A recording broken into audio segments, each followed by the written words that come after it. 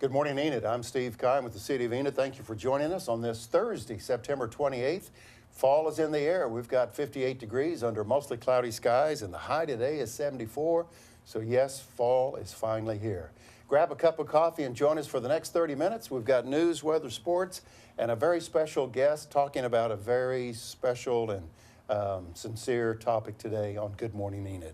Hello, Sarah. Hello, Steve. Good morning. Good morning. Hello, I'm Sarah DeLangel. We are coming to you live in over 14,000 homes here in Enid and live streaming around the globe via the internet. This is Good Morning, Enid. And it is time to rise and shine.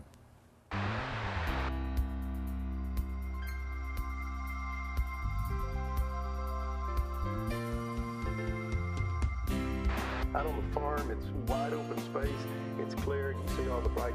Oklahoma received a Real ID extension through June 2017. Yes, friendly competition, and we won. The City of Enid won. You'll just want to show up at 4:30, but we do encourage you to purchase a A ton of stuff going on here at the Central National Bank Center. Come on down. Just send us an email, and we'll be happy to share.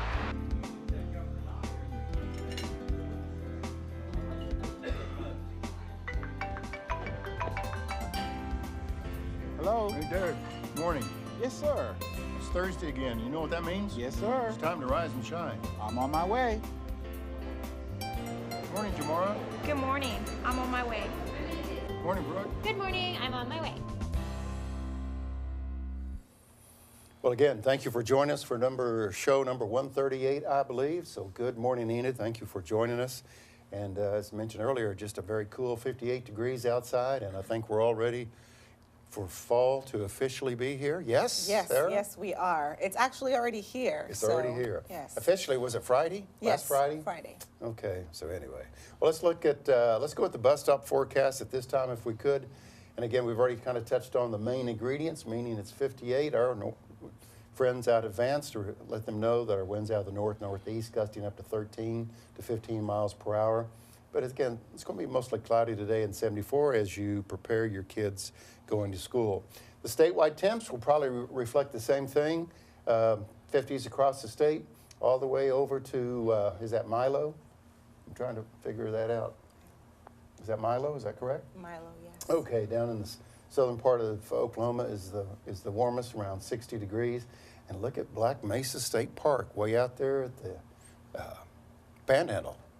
Very much fall with 52 degrees. I believe we have the radar for us this morning in case that you're planning a trip across the state, and most of the rain that we've had for the last 3 days looked like it has moved south and southeast of Oklahoma City, so it's a long ways from us.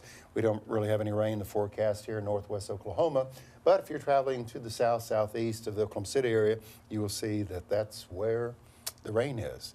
Okay, another fall weekend. So do we have fall weather, Sarah, for our 3 days? Well, here it is. It's going to be on our high 70s, partly cloudy.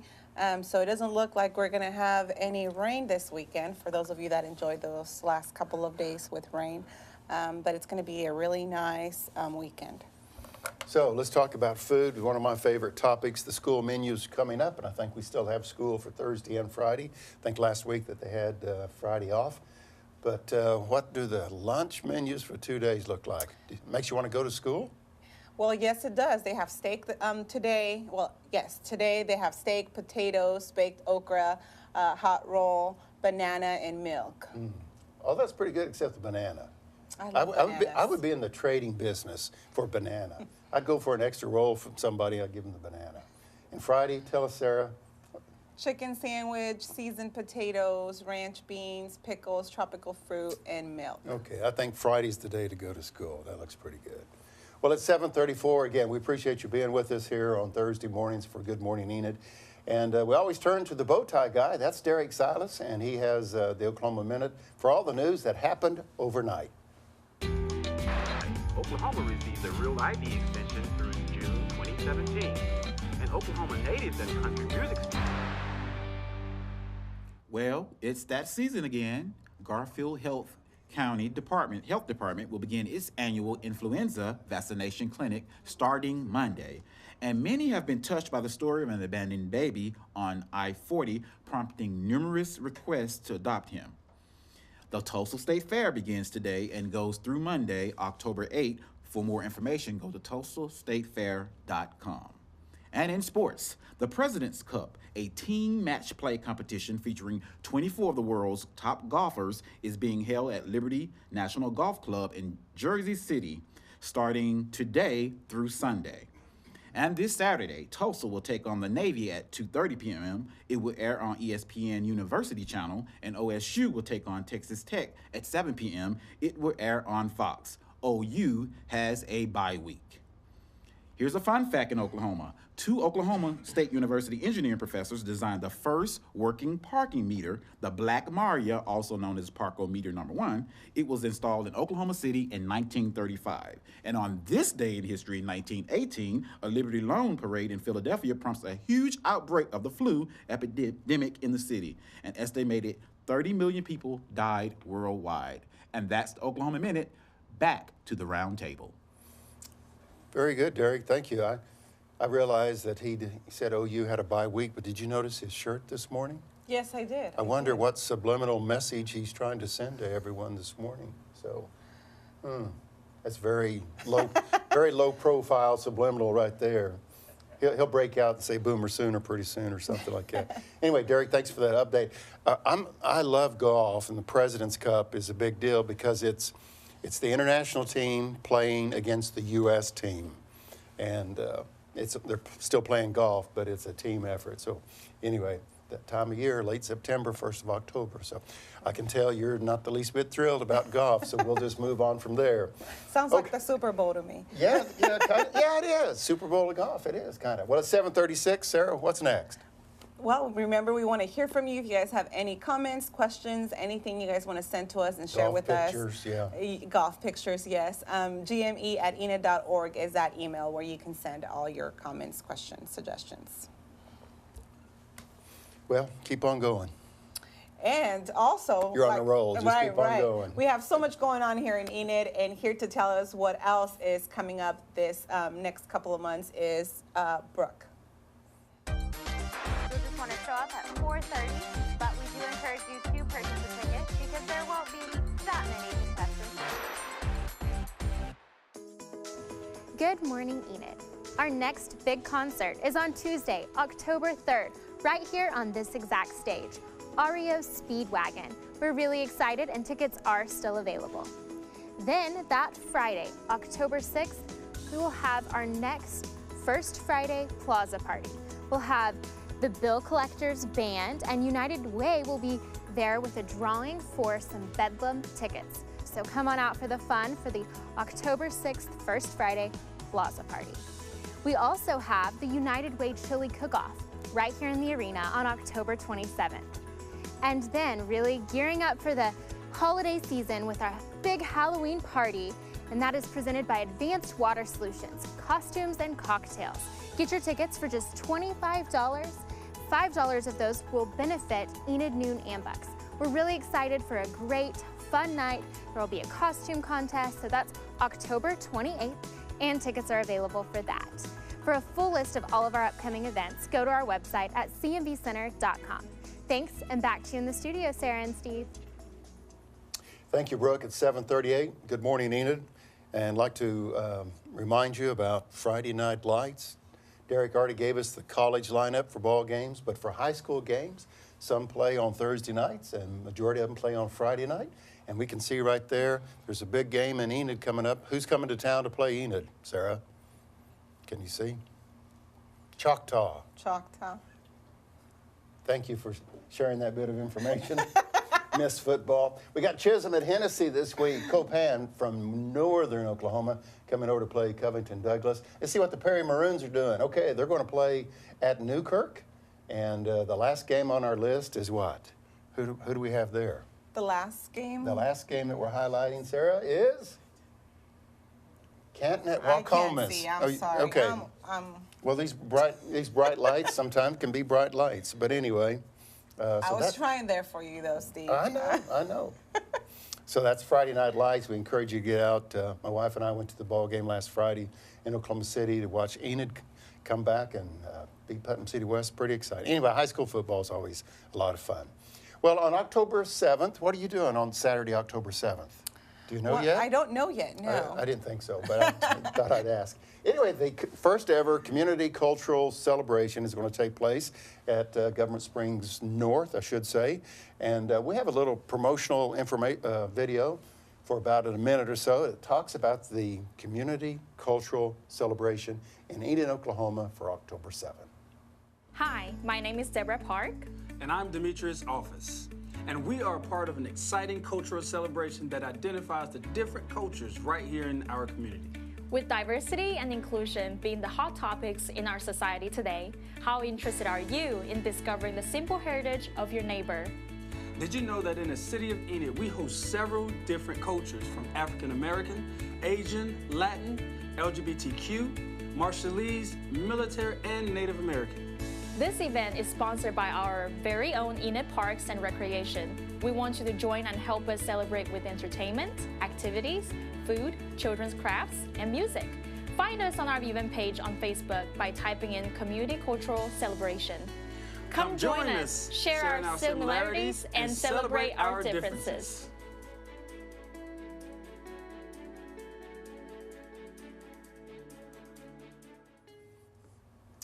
Very good. And again, that event is coming up from, I think, 2 to 6 p.m. on Saturday, October 7th. We'll be here before we know it. I had the privilege to visit with a young woman from Oklahoma City. Shelby Rowe is her name. And she has a very important role with suicide prevention organization out of Oklahoma City. We've learned that September, Sarah, is Suicide Prevention Awareness Month. I didn't realize that until the last few weeks.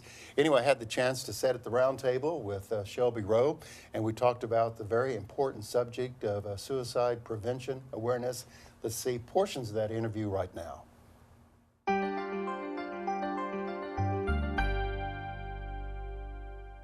Let's talk about our backyard here in Oklahoma. Doing some research for our visit today, Shelby, I guess I never did really give it any thought about rural Oklahoma versus an Oklahoma City and Tulsa. Tell us a little bit about suicide rates compared to small town Oklahoma versus big city Broken Arrow or Tulsa. There is a difference, right? There's a different rate?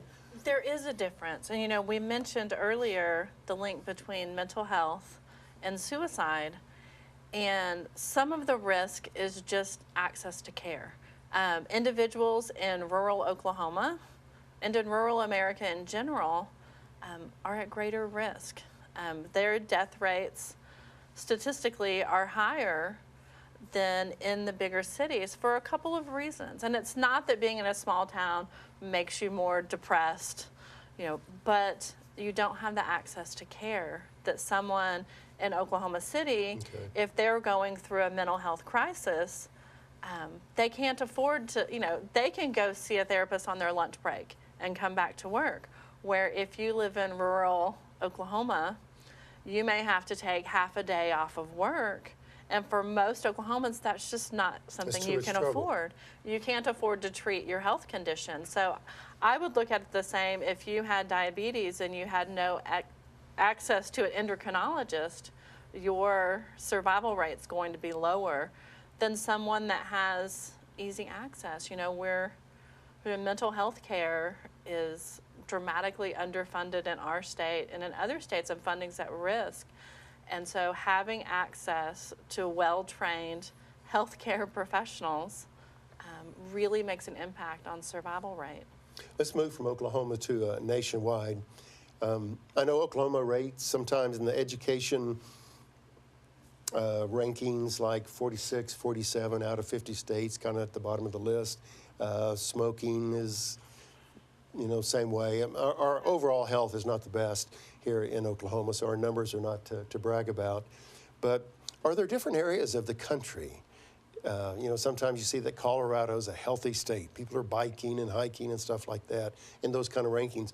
Are there different areas of the U.S., the country, that would be, let's say, less suicide rate of incidents versus other parts of the country?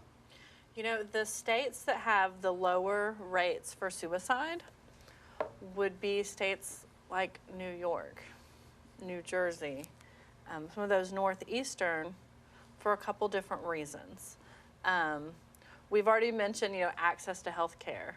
There, I lived in New York City for a couple of years, and one day I was curious at work, and I did a search for mental health professionals in my area. And just within 2 blocks of my office, there were probably 40 different mental health professionals, and I could get appointments from 7 a.m. to 8 p.m. Did the same search, for a rural town in Oklahoma, and there might have been 4 therapists within a 90-mile radius. Wow. So that's different. But then also in a larger city, you're more protected by just your fellow citizens. If you are in a mental health crisis, if you are experiencing a psychotic episode, someone is going to see you and know and be able to intervene. They will recognize you're in crisis and help you. Where if you are on your farm in Oklahoma, you live by yourself, and things are not going well, you're very isolated, and the chances of someone else, of a helpful, friendly bystander noticing, hey, you're not okay, do you need help, is just less likely. Think if you had a heart attack in the middle of Walmart, your chance of surviving is a lot greater than if you have a heart attack, out on your tractor in the pasture, because there's just no one around to help. Or so the larger Hayward by cities, yourself, sure. yeah, and so when you're by yourself and going through a mental health crisis, that isolation can be fatal. So for those that have those mental health conditions or that have been struggling, a big advantage of rural communities is you can really get connected, that sense of community pride. Get involved with your civic organizations, volunteer at your school, at your local church. Those connections with other caring people can be life-saving. Does the weather figure into this? Let's say when you're in Alaska and it's dark 20 out of 24 hours versus sunshine Florida or is Arizona. Do you know if there's any studies that have been done weather-related, dealing with the bright sunshine versus night all the time? So they've done some looking at different things, and they don't have good conclusive, but some, the higher the altitude, but then some of it's also the isolation. So being able to separate out, there are no large blossoming communities up by the North Pole. So there are different factors, isolation and access to care. If you live in Alaska, your entire town may have one mental health professional that's in your town one day every 6 weeks that flies in. So there's other risk factors of living there. Sure. But the time of the year when most suicide deaths take place is the late spring, early summer. Interesting. So, and not the holidays. Right, It's not the It's holidays. interesting, some of the conversation I have at the office during the fall, or when we fall back, we set our clocks back, and time we leave the office and go home, it's dark. And it's interesting, the conversation in the office during the fall is, it gets dark too early, and I don't feel like doing anything, and just how people react to the weather and time change. One thing that has taken place in the last several years, when you see the term suicide, that you also see the term veterans next to that. And anywhere, I guess you see from 12 to 20 veterans a day, suicidal deaths. Let's focus on Oklahoma. What do you know about that ratio, and how are veterans doing here in Oklahoma? So in Oklahoma, we are tracking pretty much at the national average, which is not necessarily a good thing, in that about 20% of our suicide deaths are veterans, ranging in age, of course, from 20 to 85. But about 20% of the deaths by suicide are veterans. Now, keep in mind also, for our state and nationwide, about 80% of all deaths by suicide are male. And so since the veteran population is predominantly male, that does put them at a high rate. But there are certain things about being a veteran and in the military culture that could put you at greater risk. One, you are the help giver. You are the person who helps others. You have devoted your life to protecting freedom. Sure. And so you're not as likely to reach out for help for yourself. You are the help giver, not the help receiver. And so there are some barriers that the military is doing phenomenal things at the state level and the national level of providing good, innovative programs and encouraging so that when a veteran or their family member does reach out for help for them, that help is there. If you call that number that we had mentioned earlier, 1-800-273-TALK, if you're a veteran, you can press 1 and it gets you linked up immediately, with someone that can help you to get linked up with the VA healthcare system. The veterans are doing a good job of creating a good safety net, but there are different things in the transition. If you're a soldier, you're moving every few years, or you're being deployed away from your family. And so whereas experiencing a loss or moves or these major life changes, that's part of what our veterans, what our military population does to keep the rest of us safe. And so it keeps their life in perpetual change. And so oftentimes they don't have those stronger roots and connectedness, or they're very close with their unit, with their troops, with their battle buddies, and then you come home and you have that sense of isolation because you've been so close and so supportive with a team of individuals that have your back, and then to come back home to the civilian world can be really isolating. A whole sense of new dynamics. Yeah. Well, let's move from the topic of veterans and let's talk about the youth suicide prevention initiatives.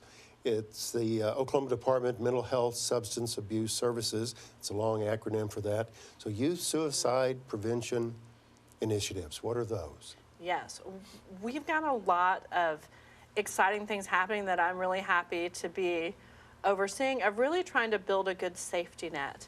Everything from, raising awareness at the community level and talking about means restrictions. Having just a safe home, making sure one of the things that we do is distribute medication deactivation packets, that if you've got expired prescriptions or things that you don't need and you don't live close to a prescription drop box, you can get one of these packets. You put your meds in there, add some water, it's got charcoal, it deactivates the medication so it's not around for anyone to misuse. We also distribute gun locks to have to keep a home safe, that someone in crisis, just to create that barrier. Excuse me, Shelby, where can they find these initiatives? Is it on your website? If somebody's is just getting in on the last part of our interview and they hear the gun locks and about the medicines, things of this nature, where can they read that or see this information? So they can reach out, and we're in the process of updating our website, so they can visit the website at ok.gov/ODMHSAS, or they can just send me an email, and I can get them linked up with my community outreach person that can help them get in contact with a local group. We partner with organizations around the state. Several of the VA facilities and law enforcement offices also have gun locks, so we can help get them in touch. And it just creates that extra layer of safety for people in your home. I can see where our topic on suicide prevention could be a day-long visit, if you will, but I have a few more questions. And again, our special guest here at the roundtable today is Shelby Rowe, the Suicide Prevention Program Manager, and her office is in Oklahoma City.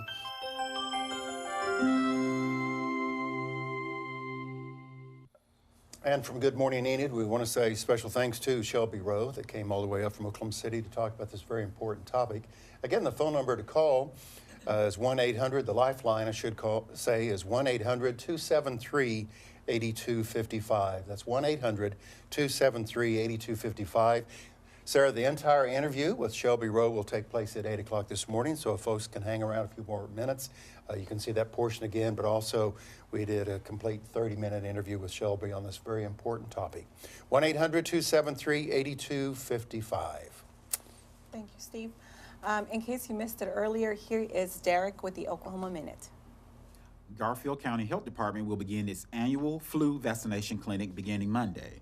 And many have been touched by the story of an abandoned baby on I-40, prompting numerous requests to adopt him. The Tulsa State Fair begins today and goes through Monday, October 8th. For more information, go to tulsastatefair.com. And in sports, the President Cup is being held at Liberty National Golf Club in Jersey City from today through Sunday. And this Saturday, Tulsa will take on the Navy at 2:30 p.m. It will air on ESPN University Channel. OSU will take on Texas Tech at 7 p.m. It will air on Fox. OU has a bye week. Fun fact in Oklahoma, 2 OSU engineering professors designed the first working parking meter. It was installed in Oklahoma City in 1935. And on this day in history, in 1918, a Liberty Loan parade in Philadelphia prompts a huge outbreak of the flu in the city. An estimated 30 million people died worldwide. And that's the Oklahoma Minute. Back to the roundtable. Thank you, Derek. It's 7:55, holding steady around 58 degrees. As you're planning the wardrobe for today, it's going to be mostly cloudy sky, but a very pleasant 74 degrees. So keep that in mind. Well, it's time to bring Brooke back because she has a long list of Enid entertainment items. So let's listen to Brooke one more time here at 7:55. Visit our box office, located on the second floor of the convention building at the C&B Center, to pick your exact seat for all of our upcoming events this fall. This right here would be a great view for REO Speedwagon on Tuesday, October 3rd, and tickets are still available.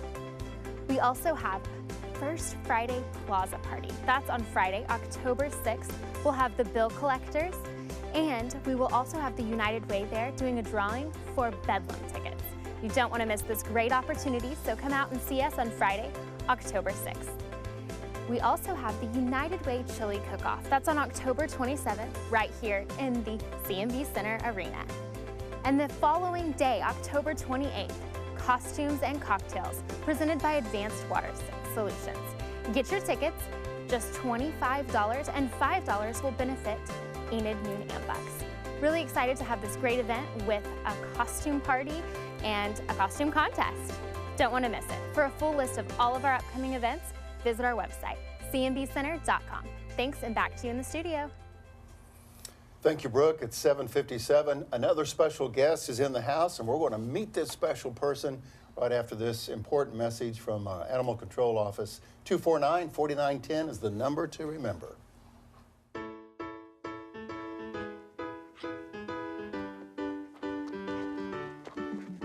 Hi, I'm Charlotte, and this is Russell. Russell's looking for a new home.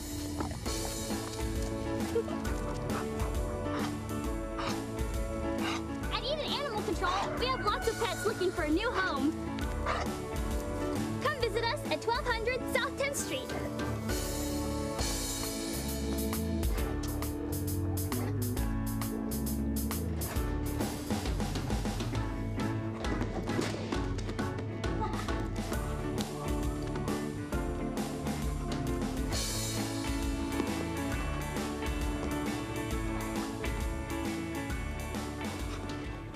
Okay, there's our special guest in the house, everyone. Well, Look at that. Meet Jordy. Jordy, okay. Yes, he is a lab mix, very fashionable, as you can see. Yes. He loves the fall. And treats. And treats. He is 2 years old. Wow. To adopt, 95 to 110. It depends, and it will cover the cost of neutering and rabies shot. Jordy is a lovable and playful boy. As you can see, he loves toys, and you were right, he does love treats. Wow. He said kind of black, but he looks kind of brown too. So just a gorgeous color, but look at the mannerisms. This guy needs a big yard. He needs some kids to run with, and 249-4910 is the number to call. And Charlotte has another friend again. So we appreciate the work that Animal Control and Charlotte Ringwald does for us every week. And is that Gordy or Jordy? What'd you say? Jordy. Jordy, okay. Well, Jordy needs a home. Charlotte, thank you for bringing him. All right, we've got 5 seconds to say goodbye. Goodbye. Goodbye. Have a good day, everyone. Good morning, Enid.